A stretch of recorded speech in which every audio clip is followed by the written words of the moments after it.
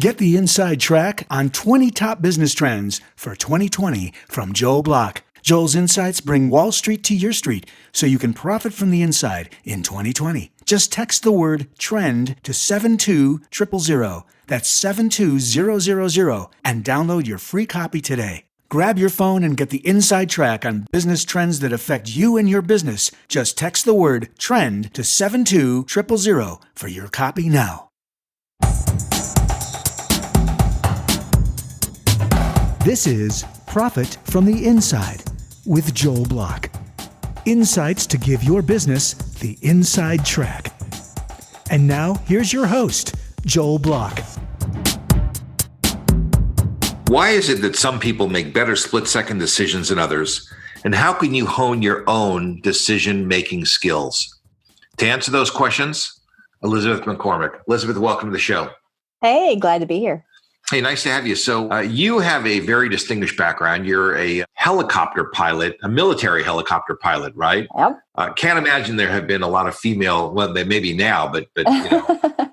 It's still not too many now. When I was in, it was less than 1%. So out of 250 pilots, one woman. Really? And now it's about, I've seen different data between 6 and 8%. Wow. Is there any reason for that? I mean, a lot of people would say it's discrimination.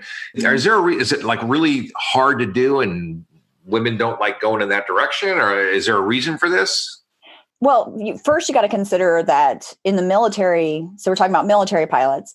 In the military, you have to go through the training and want to be in the military. So when you consider it's about 28%, 30% of the military is female. And of that, you have to have the scores, the testing, the physical, pass the physical, which is very rigorous, and then actually get through Dunker training, escape and evasion school, and flight school to make it. So like in my class for Warrant Officer Candidate School, we started with 7 women and only 2 finished. Wow. Because of the physicality. And is it the same physicality for men and women? So it was. When I went through, women had to meet all the same standards as the men, and it was much tougher. And what they did is a few years after I got through flight school, they said, well, we need to improve these numbers a bit better, and created a tiered standard based on both gender and age. Yeah. Well, listen, this is not a discussion about women in the military and discrimination or otherwise, the whole thing. So that's not the purpose of it. But you are highly accomplished. Yes. Obviously in rare company to only be in the top 1% of females that make it and so forth, and that's pretty extraordinary. But you also have a very unique insight on decision making, and there's been a lot in the press in the last several months, the Kobe thing and everything else, the helicopter crash. I'm sure you are asked about that all the time because it's just so fresh on people's mind, and it's such a hurtful situation for so many people. Yeah, I've been everywhere I go, I'm asked about it. Yeah, and it's really a shame. So well, first let's talk about decisions like in the cockpit, and then let's talk about business decisions, because I would imagine that there are some overlaps about how decisions get made and how you aggregate information and pick out what's relevant, what's not. But there probably are some big differences too. Okay. Yeah. So what are some, in a helicopter situation, where your world, where you came from, what are some of the big things that happen that you need to either plan for or be aware of in advance? Like, what's the plan when you get in the cockpit? So anytime we have a mission, everything is time on target. So we truly begin with the end in mind. So we know we want to land at this GPS coordinate on this terrain at this time. And then we back plan every single second of every single minute from there. So we back plan all the way back to what time do we have to file our flight plan? What time do we need to get our weather? What time do we need to get fuel? What time is our passenger briefing? What time is our pre-flight briefing? What time are we pre-flighting the aircraft? All the way to what time we need to show up that day. And what time, if it was a big VIP, like when I flew the Secretary of Defense and some of the really well-known, the governor of New Jersey, there were several VIPs we flew. We would actually fly the entire mission as a rehearsal the day before, and then do an after-action review and assess how the rehearsal went. And then before we did the next day and then tweaked it. How many businesses do a rehearsal? And I'm not making a joke. I mean, I'm asking this in the most significant way because how many salespeople do a rehearsal before a big presentation? How many executives do a rehearsal before a big program in a boardroom? I mean, I would imagine a lot less than they should be. Than they should, right? It really should be. I mean, if you think about, one of the things we always talked about is if it's not raining, you're not training. If you're not training, it's not raining. So you're always like constantly wanting to plan in the worst scenarios and the worst moods and the worst weather or the worst, and you would plan as if everything's for real. Well, what happens if this happens? And it's this anticipatory thinking where we're constantly, there's a reason flight school was over a year long. Because we can't think about flying. We need to think about everything else that could go wrong when you fly. So we would rehearse everything for timing and for that, but we would also, anticipate. So when I flew the Secretary of Defense, we had a chase aircraft in the back that was empty just in case something happened with maintenance or something happened and we had to come in and swoop in and pick them up and take them somewhere else. So it's knowing and anticipating what else could go wrong in any moment and then keep thinking past that. Like what's next? And if that happens, what's going to happen after that? And what's going to happen after that? And what's continuing that? I wonder if, certain disciplines like sports, are more regimented. The rules are more clear. The steps are more obvious. And doing rehearsals, doing practice is easier. Maybe in the military because it's more regimented and it's more repeatable. But people in business will say, well, what I do doesn't repeat. But, it sort of does. I mean, so do you see a lot of overlap? I mean, can you help us kind of reconcile those things? Yeah. So in my first corporate job, when I got out of the military, I was in inventory management and inventory control. And then I worked my way up to purchasing manager. And then in my last job, I was a commodity manager specializing in negotiating international contracts. Before going into any contract negotiation, I would have another negotiator give them the scenarios and their scenarios and actually teach them their scenarios and sit and do the role play. And so we would role play. I would role play an entire negotiation with one of my big French vendors before I flew to France. So I knew what he was going to ask for. I knew what was that, but it was more than that. The first time I negotiated with him, I noticed that when he really, really felt strongly on a point, so again, it became kind of like out of body where you're watching things from the outside, and he would get really, really excited or really had something that he could not wiggle on in the negotiation. He would smack his hands on the table and lean up and get really, really, animated. And so a year later, we're going into the next negotiation and there was something I couldn't wiggle on. And I did the same thing. I smacked my hands on the table and I did this whole thing. And immediately he stepped back and he stopped negotiating, right? He laid back on that one. So, it's the preparation, it's the notes, it's the after action review. As much as you're preparing before, are you really assessing what happened after? And I think in business, we get so caught up in the busyness of the business that we lose that strategic thinking of the preparation and the after action to know how we could be better.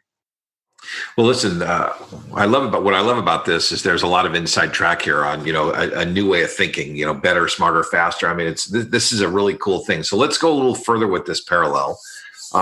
You talked about anticipatory thinking. What kinds of things in a flight situation, in a military situation, would you think about and anticipate? And then maybe we can make a parallel for business people when we're done. Yeah. So flying the Black Hawk. So let's use the Kobe example, since that's been in the news and in media. And even if you're listening to this years later, it's still, you probably remember this.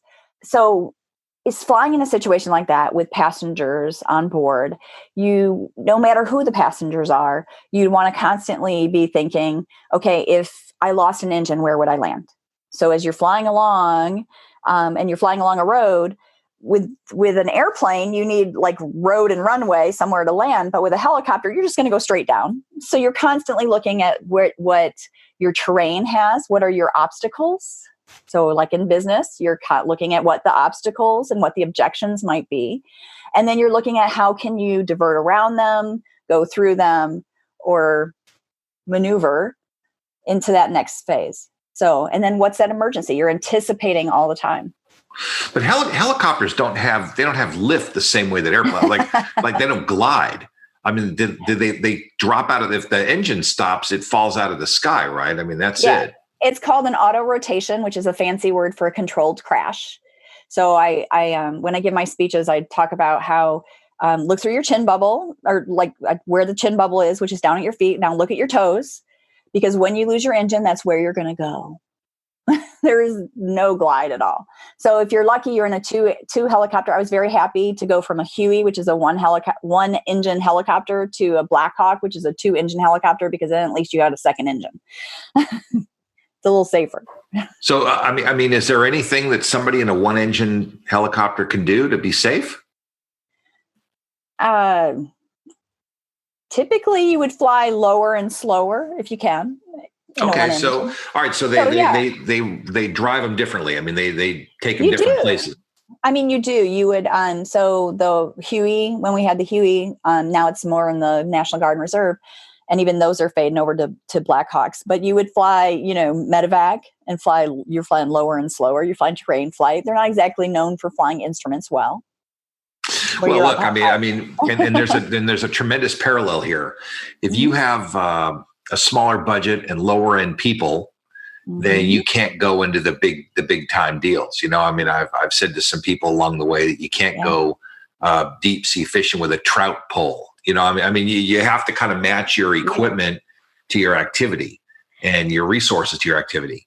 And if you do try to up level that, then you got to have a really good plan and how you're going to do that, and have all those obstacles overcome, and have all those things met along the way. Because without that plan, I mean, we call that flying by the seat of your pants. If you are just flying by the seat of your pants and reacting to what's going on around you, there's no strategy driving you. There's no plan.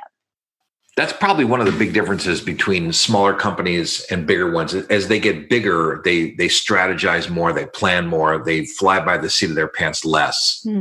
Because large companies, there's just too much at stake. There's too many people involved to guess at this. But there's also the positive side of being more nimble, right? And more adaptive and nimble to changes that happen in the market, or new ideas that come through. A smaller company can probably respond faster to some of those. They just might not necessarily have the capital and the infrastructure in the other place. So I think there's definitely great things about an entrepreneurial mindset and being flexible and nimble and adaptive. And then having the infrastructure and the planning and the strategy of a larger company. I think they both serve the market. They just serve differently. It's very fascinating. I've really never thought that a helicopter parallels business, but it sort of does. Smaller ones, more nimble, and bigger ones, they don't go that far. So you'd be turned into an airplane. I mean, it's an interesting parallel. So what other kinds of anticipatory thinking or planning did you used to do? And let's see if we can't make some more parallels. So let's see, you've got everything from, weather, what your weather is going to be, which is completely reactive. If the weather, which by the way, is everything environmental, the economy, all this external stuff that you don't control. Exactly. Your external environment, right? Yeah. So you have to react. So at the same time that you're planning everything, you're also monitoring your markets, the environments, those other things. You're monitoring things. And then as you're monitoring things, you react in minute ways, though. So like we wouldn't change our entire plan if we were flying a general or a VIP. We might not change the entire plan, but we might have to change this piece of it and do something different. How often are you monitoring those external factors? Like, for example, how often are you looking for weather changes? Or because, if we think about the parallel, the economy changes, the tastes of consumers change. Fads and trends. There are many things that happen that are external in business. How often are you, when you're the pilot of the helicopter, how often are you looking at these changes? Because that sort of gives a little tip to business people too. Yeah, we have a great saying. It works good for business. You're going to love this. So takeoffs are optional. Landings are required. Yes, they are. Yes, so they are. Good one for you, right? But think about it in business, right? So you can plan. We would get an updated weather briefing as we were on the takeoff pad, like getting ready to take off. We would do one last minute check. Has the weather changed? Is it the same? So our weather briefing had to be updated within the last 30 minutes prior to takeoff, because that's the time to abort a mission. That's the time to amend your flight plan. It's not when you're in the air. But when you're in the air, you could still do it. It's just harder, right? Because you're already in the thick of it. You're already in the midst of it. So that sort of parallels to like a product launch. Mm-hmm. That if it's just not ready, with the media campaigns and all the different big pieces of it that are going to kind of go together, probably better to get it right than to get it fast. I mean, this sort of thing, you can't rush it. I mean, I guess there's pros and cons to both sides, but again, very fascinating. Anything else on that topic? So you've got weather, you've got compliance. We have to be compliant we have two ways to be compliant. We have our compliance with the FAA. So as a military pilot, I still have to be compliant with the FAA. And so filing a flight plan and everything through our compliance piece. But then also as a military pilot, I have to be over here with our tactical operations center, making sure I have good intel and good data because it would be bad if I delivered the general to the wrong location. Yeah, yes, it would. Don't do that. Do you find, I'll tell you, one of the things that I kind of imagine is that generals don't like being taken to the wrong place. People tend to lose. You can't really lose your job in the military, but you can surely lose your rank on your sleeve. Yeah, listen, and you can understand why. People are funny about that sort of thing, aren't they? Just a little bit. Just a little bit. So, do you see a big parallel, like when you talk about, strategy and this kind of planning? I mean, I see so much parallel with business. I'm so surprised at how much parallel there is. This is such a great metaphor. I just love this. One of the things that you said at the very beginning is that you spent a year in flight school, training, so that you didn't have to think about flying. So a lot of what you do is reflexive or just reactive or automatic pilot or something. It's muscle memory. Muscle memory. So how much of what you do is like just automatic and it's just happening whether you know it or not? Well, when you first start off in flight school, not too much.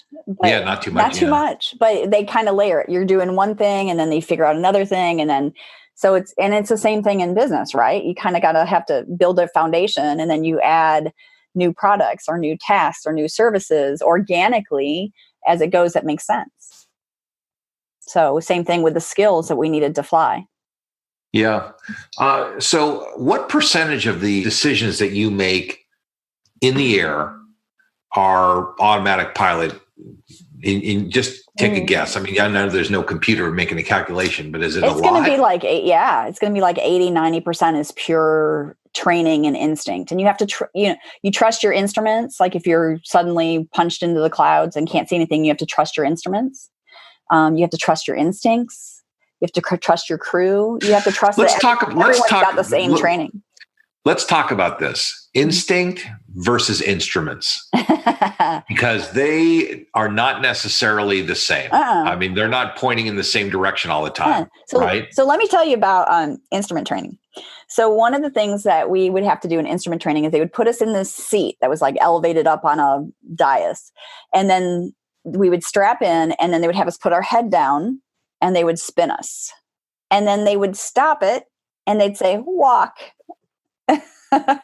They would purposely put us into all kinds of visual illusions and then show us instrumentation. And we'd have to quickly read the instrumentation and know where we have to go and respond and move it in the right direction or walk or be able to function even in the midst of vertigo or spinning or the leans where you think you're leaning, but you're not because you just leaned too long in that spot.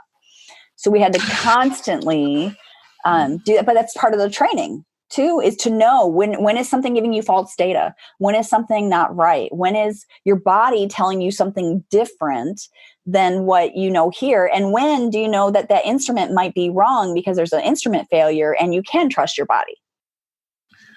So you sort of, from practice, get a sense about, whether you should rely on the instruments or use your instinct. I mean, that kind of becomes muscle memory too, in a certain way. That is a pure experience. I mean, you can train it, but until you're in an actual emergency, you don't know if you're going to panic or you're going to how you're going to react.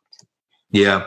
One of the things that is hard probably for many of us who've never been in a situation like what you're describing, like I can't really imagine what being disoriented in that environment would be like. Like, how do you not know you're upside down? Like, I've heard people in avalanches don't know if they're upside down or right side up, and that they have to spit and look at the gravity to tell. It makes a lot of sense. I can't really imagine it, but I believe it's true. And what you're describing is the same thing, that, when you spin around, that somehow you lose your orientation. The helicopters don't do good upside down, though. No, but they swing around a lot. You've got the whole, you got forward, back, side. You've got all the main axes there. We just don't do the upside down one. Not much lift and thrust there. So what would a situation be like for, in a helicopter where you override the instruments with instinct? So it is possible that you could have instrument failure, but typically it's just going to be one. Like I have what's called an attitude indicator, which I think is awesome. As a motivational speaker, I'm like, attitude indicator. We all have an attitude indicator, right? So we can talk about. Need one. We can talk about that. We need We is that what those old mood rings are that we had as kids, right? So yeah, we should tattoo one of those things on our foreheads, right? Maybe right in the nose. So we have an attitude indicator that tells us, are we turning? Are we forward? Are we back? It's kind of that little airplane that shows level. And we have one on my side and we have one on the other side for the other pilot. They're separate. They're not slave to each other. They are completely separate instrumentation. So they're independent on purpose. Correct. So they don't make a mistake. So business-wise, how are you building redundancies in that are telling you, as you're monitoring things and saying, okay, this one isn't going to affect us, but if it does this, it will.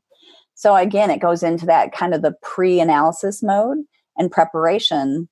And I can't tell you how many businesses that I speak to and I go into, and they don't have any kind of for PR or planning, they don't have this anticipation guide. They should have this guide of all the stuff that could go wrong. So that way they're not scrambling in an emergency. So I had emergency procedures that I had to know in the helicopter. Do you have emergency procedures in your business? That's a pretty fascinating thing. In business, what typically happens is, if you have a business emergency, like a PR disaster, you typically would hire a specialist firm. You wouldn't have those specialist people on staff. So now, of course, a lot of people don't even know where to go to get them. But right. And the thing is, how long is it going to take you to respond? Yeah. So if you have, now with the speed of social media and the speed of business, if you're waiting 24 hours, 36 hours until you respond to something that's going on virally online, you're in trouble. You're so far behind it. Your damage is huge. So wouldn't it be better as a strategic plan at some point to sit down and have a meeting and say, okay, let's brainstorm every contingency of what we can even possibly imagine that could go wrong and figure out our responses and create that guide now. So hopefully you never need it, but it's kind of like insurance, isn't it? Well, that's what everything we're talking about is: insurance, lawyers. You don't always need to enforce a contract, but if you need one, that's what the attorney's for. You don't always need insurance, but if you need it, you need it. So, and all this kind of stuff is what we're talking about, that redundancy. You don't always need it, but when you do, you do. So it's awesome. So 80 to 90% of your stuff is muscle memory. It's reflexive. It's automatic pilot. It happens by itself. And probably a lot of that sort of thing happens in business too. Yeah. Which, by the way, is not always a good thing. I think there's a difference between the strategic anticipation autopilot, because this happens, right? And then there's we're not planning anything. We're just going to wait until something happens and then react. It's kind of reactionary instead of strategic with that. And I think it's a big choice that every business has to make, is like, how strategic are we going to be? Or are we just going to wait until something happens and then try to create something from scratch? And then we know what the problem is with that, right? Well, to me, it sounds like it's about being on the offense instead of on the defense. You're better off to be proactive and on the offense than you are to be scrambling and reacting all the time and try to, dance around and figure out what to do on the fly. That always is a poor situation. Pun intended on the fly, right? Pun intended. There you go. Absolutely. But I know you like your baseball, so I like the offense defense one too. Yeah. So, well, that's the whole thing. So it's, there's a whole, to me, it just makes sense that the way you get on the offense is you do things on purpose. You're deliberate. You take steps on purpose. You take action and you move forward. And that really works. It's so what you're describing is positive, proactive strategy towards getting you to remember that time on target, where you want to be when. Well, in order to be where we want to be, we got to do this. And you got to break it, like we would break it in half. Where do we need to be half that time, half that time, half that time, half that time, down to the minute? So we knew where we needed to be. Well, it's I've never seen a business do what you're describing very well. I mean, some of them try. It ends up being a lot of red tape when they kind of start trying to have that much control. Mm-hmm. How much latitude were you given as a pilot, and how much were you just, instructed what to do and you had to do the instructions? Because there are different management styles in business, and it's a lot different than the military. Mm-hmm. But did you have any latitude, or were you pretty much instructed what to do and you did it? Yes. But it looked like this. Elizabeth, actually they called me Chief Mac. So Chief Mac, we need you to take the general. You're going to pick him up at this time, because that's his guidance. And he needs to be at this particular point on the GPS at this time. That would be the guidance. So we knew where we're starting, and we knew where we had to be time on target. Everything in between, it would be generally left to the pilot and the pilot in command as a team to plan and coordinate. So what things are those? What are some of what are examples of what needed to do? So do we need to fly instrument mode and get it to the nearest landing airfield, and then get that general from the airfield by car? Or if the weather was bad, if the weather was good, do we, we could fly this way straight there? Or do we have time and want to take them around the lake and do a scenic route? Or do we want to, add some flex time in case the general wants to do something, go see something else? I mean, those are all things we had to factor in. Well, if you had a certain time on target, mm-hmm. and the general said, I want to go see something, I want to look out the window at something, whatever it is, mm-hmm. sightsee or whatever the thing is, did you have the latitude of doing that, or were you absolutely on a schedule that you couldn't deviate from? So we would never fly so fast that we didn't have reserve, and we didn't have that cushion. So we always left a little bit of reserve back so that we could be responsive. Because the worst thing you want to do is have a general on board and tell them no. Yeah. I mean, if you can't, they're basically in charge of your budget. Well, listen. So basically, that was your client or your customer. Mm-hmm. Yeah, that was your customer. They got on board, and your job was to take care of that person and handle what they needed handled. Like all of us have customers or clients. Yeah. But again, it's a cool parallel. It is. And one of the things about leadership. Somebody was on the show, Yoram Solomon, who I know you know. I know him. And he said the greatest thing. He said, the leader's job is to point to the mountain. There's many mountains out there. You point to the mountain. So this is the mountain I want you to climb. And then it's the team's job to use their great skills to climb the mountain. And that's kind of what you're saying, is that you must be at this location at this time, and how you get there, we're a little flexible about that. Mm-hmm. Is that what you're saying? Yep, exactly. Yeah. I mean, it really... too much of what happens in leadership is micromanagement. Never a good thing. And first of all, people don't feel good about themselves when you do that. They don't grow when you do that. But also, it just the micromanager can't anticipate all the things that are going to happen anyway. And we would have to go to our commander. Somebody has to sign off the mission. We would do a risk assessment, a safety brief, and then our flight plan. And someone would have to sign off on that mission, usually our commander, right? Which our commander's like 3 levels below the general. So it's still pretty down here. But he'd have to sign off, and he, his job would be to trust us and our planning, but it would also be to troubleshoot it. Well, what happens if this happens? Well, what happens if this? Have you covered this contingency? And to make sure that we thought through everything. So that wasn't micromanaging, but we would brief him on what we wanted to do. And he would be that devil's advocate saying, okay, have you thought about this? What about this? Listen, the commander asking questions is not micromanaging. No, big difference. That person, they just want to, just bounce it off, make sure you didn't forget anything, make sure everything is just right along the way, whatever, because you're in a critical job. And in our business community, same thing. The boss should ask questions. The boss should be fully informed. The boss asking questions is not necessarily micromanaging, but it can be if they butt into the affairs a little too much. And I think not everybody knows where the line is. A lot of us know where it is, or we have a better sense about where it is, but not everybody's good at that. And maybe more clear in the military. I think it depends on your level of, and I'll use Yoram's word there, is trust. The level of trust that you've earned with them. So if you're a brand new to a job and your boss is asking a lot of questions, it's because they don't know how you think and how you react and what you've done yet. Versus someone who's proven and on the job and been on the job for a while and has proven themselves, is probably given more latitude. And I think where to have that same level of expectation of every person is false, isn't it? Well, that's a great point. We kind of live in a world where everybody should be treated the same, but not all people can be treated the same, because not all of us are the same. We're all different.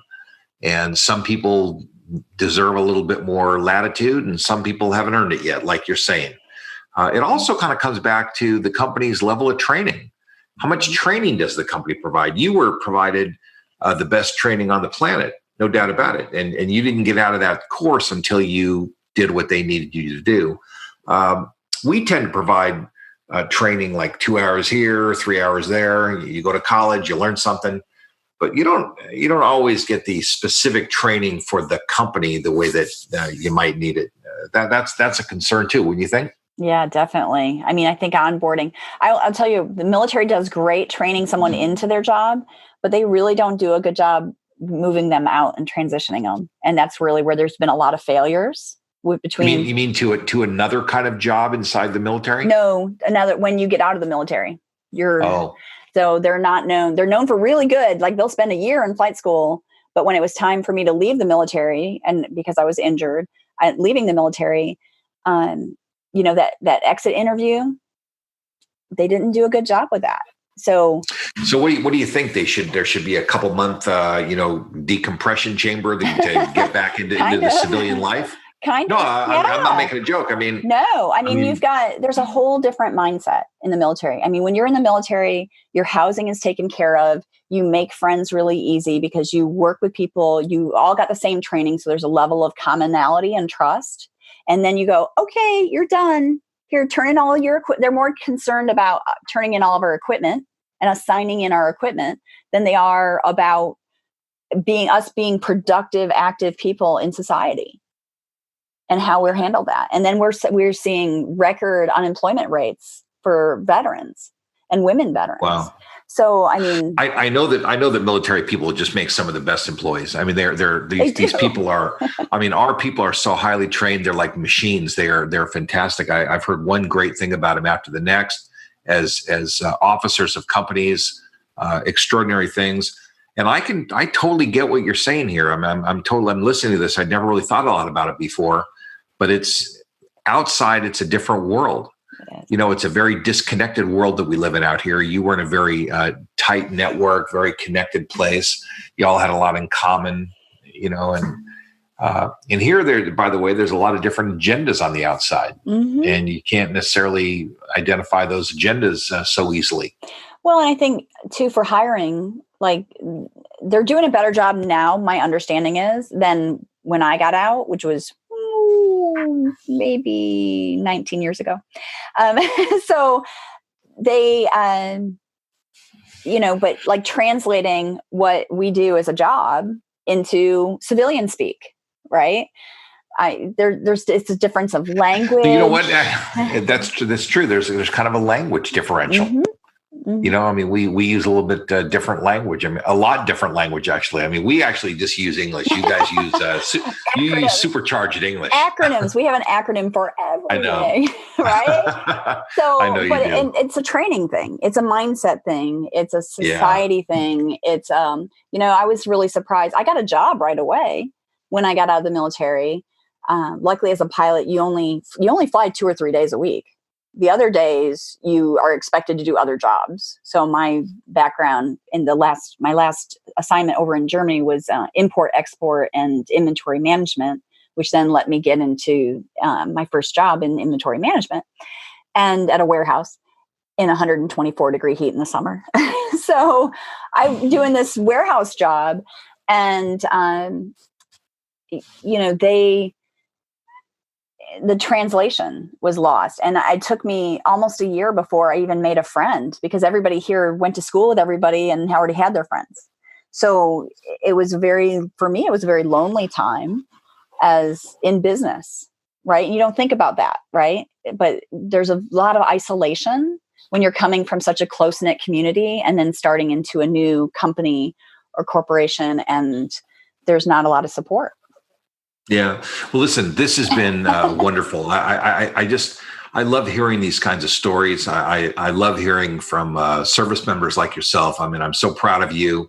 You have accomplished so much. You've contributed to our country so much. Thank you so much for all that you've done, and to all the service members who've done such a great job.